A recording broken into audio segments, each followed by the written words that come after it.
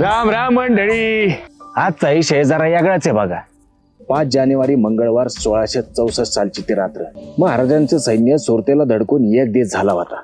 सुरत शहराचे फक्त जकाती उत्पन्न 12 लाख वार्षिक होतं. त्यावेळी न्याबळाट मोगर सरदार इनायत खान आधीच आपल्या महालात लपून बसला होता आणि आपल्या तटावरून तो तोफांचा मारा करीत होता.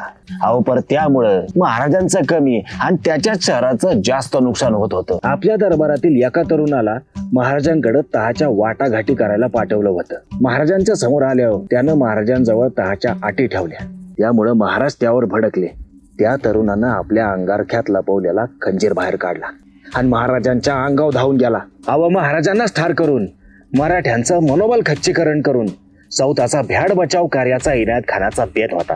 महाराजांवर हल्ला केला हे बघून समध्या मावळ्यांचं मस्तकच पेटून उठलं. खुद्द आपल्या राजांवर हल्ला करण्याचा लाजीरवाना बेत इनायत खान आखतो हेच कोणाला झेपणारं नव्हतं.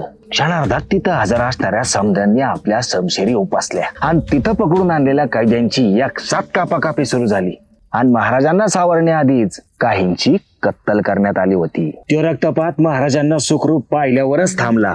परंतु घडल्या घटनेतून शत्रूला जरा बसायलाच हवे म्हणून महाराजांनी त्यातल्या 24 कैद्यांचं हातच कापलं आणि 4 टोचकी उडवली. अव कोणाच्याच ध्यानीमनी नसलेलं हे कार्य मराठ्यांनी केल्यामुळे मोगलाच्या अंगावरचे कपडेच काढून नेल्यासारखं वातावरण महाराजांच्या या मोहिमेमुळे संबंध हिंदुस्थानात झालं होतं.